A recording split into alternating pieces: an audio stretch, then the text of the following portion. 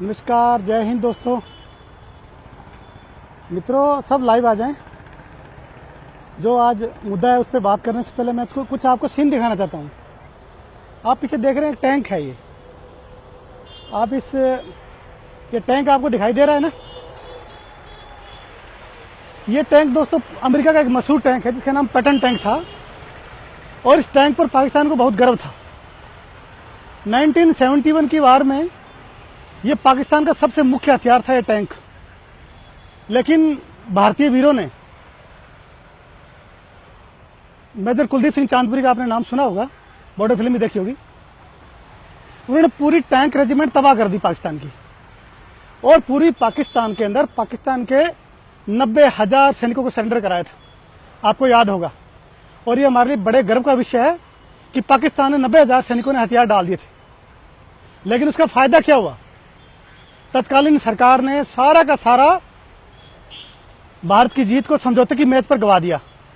राजनेताओं ने पूरी की पूरी जमीन पाकिस्तान की वापस कर दी, पाकिस्तान के 90,000 सैनिक लौटा दिए गए।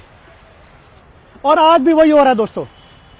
कश्मीर में पिछले साल से भारतीय सेना, सीआरपी, एसएसबी, पुलिस ने ऑपरेशन चलाए, दुनिया भर के मिलिटेंटों को मारा ऑपरेशन ऑल आउट में। एक खलबली मचा दी उन्होंने कश्मीर में कि मिलिटेंटों को भागना पड़ा, उनके रिसोर्स खत्म हो गए, अपने बिलों में जाकर छुप गए वो गद्दार। लेकिन तब जो मुख्यमंत्री हैं महबूबा जी, उन्होंने एक नई चाल चली। उन्होंने कहा नहीं, रमजान का पवित्र महीना है, आप लोग सीज फायर कीजिए और रमजान में इनको मत मारिए। रमजान युद्ध का नहीं, शांति का काम है। अफसोस तो मुझे हमारे पीएम पर, हमारे होम मिनिस्टर साहब पर है। उन्होंने इनकी मांग कैसे मान ली? वो एक छोटी सी चाल में फंस गए उनके, और सीज फायर कर दिया। अंजाम कल 2 जगह ग्रेनेड से हमला, एक सीआरपी का जवान पत्थर से मारा गया, और एनकाउंटर चल रहे हैं। यह है हमारी शांति का परिणाम। हमने एक जवान कल ही खो दिया पत्थर से। कुछ जो मेरे दोस्त थे, मुझे बड़ा अफसोस हुआ उनकी बुद्धि पर। उन्होंने मुझे ये बोला कि सेना जवाब देगी, पहले हमला नहीं करेगी। अरे दोस्तों, कभी गोली के सामने खड़े हुए हो? जो वार करता है उसको टाइम ज्यादा होता है। 10 सेकंड में 47 से 30 गोलियां निकलती है। आप कब जवाब दोगे? जब जिंदा रहोगे तब जवाब दोगे। एक ग्रेनेड आपके बीच में अगर गिरेगा ना, 9 फुट के एरिया में आप सारे मारे जाओगे, आप जवाब दोगे। आज तक हम उन पर हावी थे, हम उनको ढूंढ ढूंढ के मार रहे थे। लेकिन सीज फायर के बहाने से वो पूरे गली मोहल्लों में घूमेंगे, खुलेआम नागरिक को धमकाएंगे, हमारे सोर्स खत्म करेंगे। लेकिन सरकार शांति के नाम पर उनको मौका दे रही है दोबारा खड़ा होने का। आज उनके पास हथियार नहीं है, पैसा नहीं है, वो बैंक लूटेंगे, हथियार लूटेंगे, लेकिन हम अपने कैंपों में दुबके रहेंगे। क्यों? कि हमारी सरकार ने बोला कि सीज फायर 2 देशों में होता है। अभी आज मैंने स्टेटमेंट पढ़ा लश्कर तोयबा के चीफ महमूद शाह का। उसने कहा हम सीज फायर नहीं करेंगे, हम हमारे शहीदों के उत्तराधिकारी हैं, उनके लिए हम भारत सरकार से लड़ेंगे।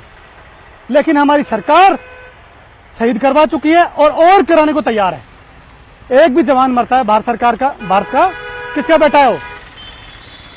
दोस्तों, मेरा ये वीडियो देने का ये मकसद है क्योंकि बहुत जवानों ने मुझे फोन किया कि आप हमारी आवाज उठाइए। मैं आपके माध्यम से पूरे देश को बताना चाहता हूं, एक भी जवान राजी नहीं है सीज फायर में। आप ये सीज फायर तुरंत बंद कीजिए और जवानों को परमिशन दीजिए कि ऑपरेशन ऑल आउट न रोका जाए। कौन है भूखा प्यासा? अगर वो भूखे होते, प्यासे होते, 5 टाइम रोजे रखते तो हमारी सेना पर पत्थर नहीं मारते, ग्रेनेड नहीं फेंकते, फायर नहीं करते। उनको है मौका है उनके पास दोबारा खड़े होने का, लेकिन हम मौका नहीं देंगे। मोदी जी जब सत्ता में आए थे ना, इसलिए नहीं आए थे कांग्रेस ने भ्रष्टाचार किया था, इसलिए आए थे कि बॉर्डर से जवानों की लाशें आ रही थी, सिर कटी लाशें। तब पीएम साहब ने बोला था कि मेरा सीना 56 इंच का है और मैं आपको 10 ला के दूंगा।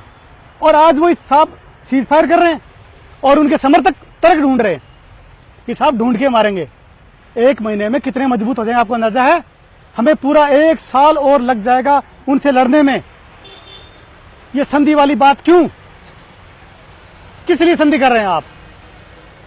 सर, 22 स्टेट में सरकार है आपकी, आप एक सरकार को कुर्बान कीजिए, लेकिन जवान को कुर्बान मत कीजिए। आप एक भी सिपाही कुर्बान करने का मतलब है हमारे सिपाहियों का मनोबल डाउन होना। मैंने देखी है हालत, शुक्रवार को ड्राई डे होता है, जनता सड़क पे होती है, फौज अंदर होती है। हमारे अधिकारी बोलते हैं ड्राई डे बाहर मत निकलो। हम आजाद भारत में हैं या किसी दुश्मन देश में, ये एहसास होता है मैं कश्मीर में जाके। तो मेरा आप लोगों से अनुरोध है कि ये वीडियो आप शेयर कीजिए ताकि ये हर उस आदमी तक पहुंचे, सरकार तक हमारी आवाज पहुंचा सके। ये सीज फायर बंद होना चाहिए, नहीं तो ये जो आप टैंक देख रहे हैं ना, ऐसे टैंक हमने बहुत तोड़े पाकिस्तान के, लेकिन जब उसके सैनिक लौटा दिए, उसकी जमीन लौटा दी, पाकिस्तान फिर खड़ा हो गया। जब आज दुश्मन का सर कुचलने की जरूरत है, हम उसको मौका दे रहे हैं कि दोबारा वो खड़ा हो जाए और हम पर फिर वार करे, वार पर वार करे। मुझे बहुत अफसोस होता है जब इनके मैं बयान सुनता हूं। सरकार की तो कोई मजबूरी है, उनको वोट चाहिए, लेकिन जो राष्ट्रवादी बोलते थे वो क्यों समर्थन कर रहे हैं भाई?